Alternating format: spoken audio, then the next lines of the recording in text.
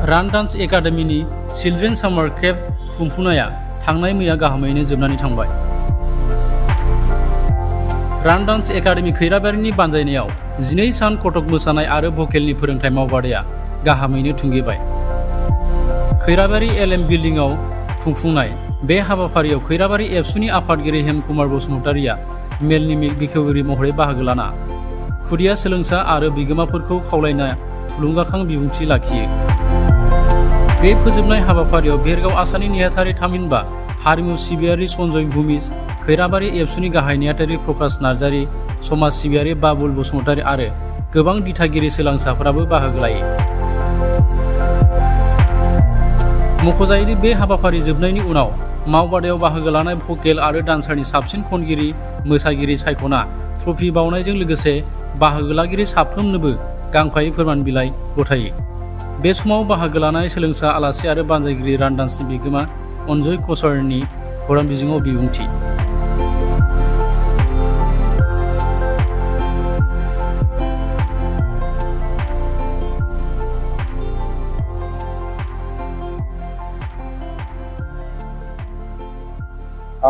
फै चिल्ड्रेन सामार केम्प 2024 जों जागायदोंमोन। तो दिनै जोबथा सान बेहाय माने गथ'फोरा दिनै श'केस दङमोन।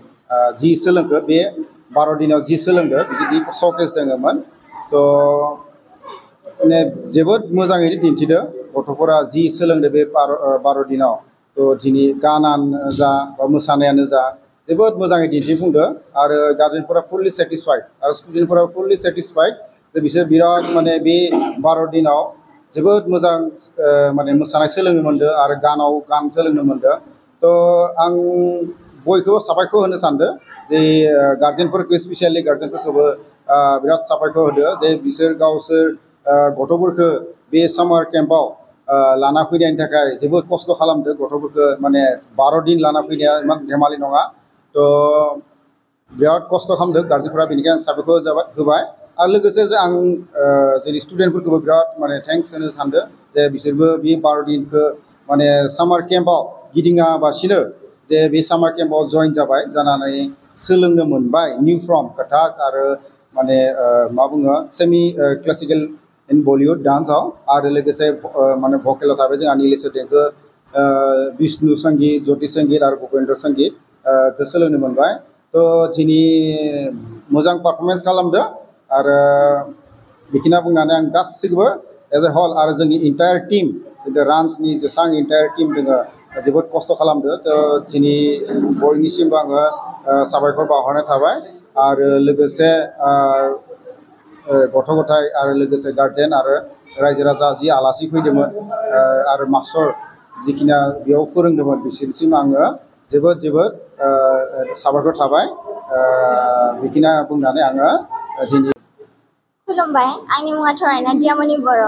बे चिल्ड्रेन सामार केम्पआव आङो कथक डान्सखौ सोलोंना जोबोर मोजां मोनदों आरो जोंनो बेबायदि टिचार लाबोनानै होनायनि थाखाय आं अनजय सार बिथांखौ जोबोर साबायखर होनना बुंनो सानो।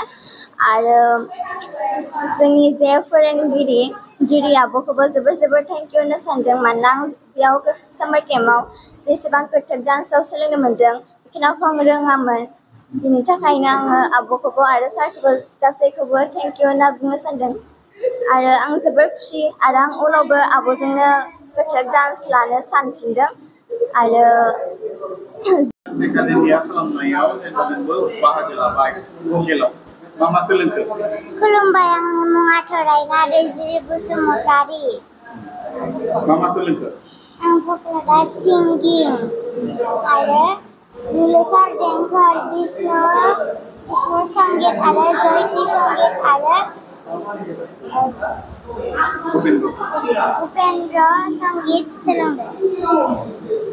बिनि बागै माने एसे बुजिनो मोनबायना? बुजिनो हाबाय? खबरनि অনুষ্ঠানত থাকি প্ৰথমে মই ৰান ডান্স একাডেমীক ধন্যবাদ জ্ঞাপন কৰিছোঁ, যিহেতু ৰান ডান্স একাডেমীয়ে আজি যি 12 দিনকৈ যি নৃত্য গীতৰ কৰ্মশালা পাতিলে তাত খুবেই মই আজি চাই আনন্দিত, যিহেতু খুব কম দিনৰ ভিতৰত ল'ৰা ছোৱালীয়ে ভালদৰে শিকিবলৈ পালে, যাৰ বাবে মই অতি সুখী আৰু অনাগত দিনত ইয়াতকৈ আৰু ভাল প্ৰদৰ্শন কৰিবলৈ মই আশা ৰাখি পেলাই মোৰ ধন্যবাদ।